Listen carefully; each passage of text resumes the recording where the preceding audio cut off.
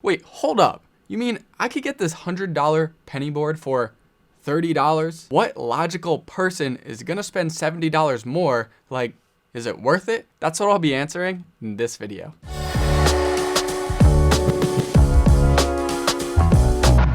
All right, so the best way to see if that $70 price cap is worth it or not is to take both apart and compare each part. I'm gonna start by going over the decks. Now, both boards are the same size, 22 inches long and 6 inches at their widest point. I'm not gonna lie, it's pretty crazy how identical the decks are. It seems like they're made with a very similar mold. But when riding them, the $30 one bends slightly more because it's a little thinner. And everything on these decks besides the logos are pretty much the same. When it comes to the hardware, I did notice a few differences. The bolts are similar in length, but on the $100 one, I noticed they're powder coated. Versus on the other one, I noticed it looks like they're painted, which chips much easier. Another thing that I noticed on the $100 penny board is that the nuts come with a self-locking plastic to ensure they don't loosen over time. Whereas on the other one, it only has that self-locking plastic on its 2 truck nuts. This is a little concerning because if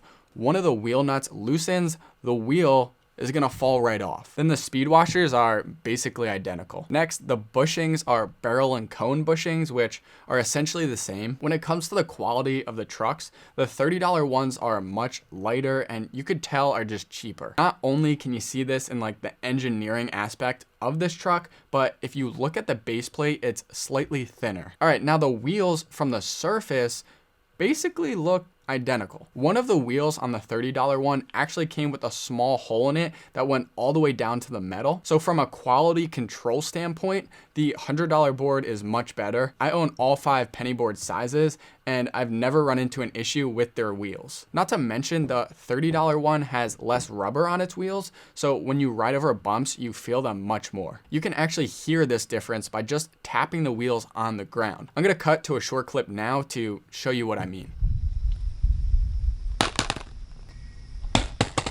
Notice how the $30 board wheels sound much harder. This is one of the major differences I've noticed between these boards. And if you're gonna be riding a lot, I'd either recommend switching these wheels out or just getting the $100 one. The final difference that I noticed between these boards was in the warranties. This $100 board has a 12-month warranty, which is pretty good, versus this one only has a 30-day warranty. All right, so which one should you get? It really just comes down to what you're gonna be using it for. Do you want something you can just mess around on and not really care about ruining it? If that's the case, then I'd probably just go with the $30 one. But if you want something that's gonna last longer, has quality parts, and has a better warranty, I'd say that $70 difference is probably worth it. It all just comes down to what you're willing to spend and what you're gonna use it for. And if you do decide to get one of these boards, I'm gonna link them in the description below. I do wanna be completely transparent. So if you buy through my Amazon link in the description, I will receive a small commission,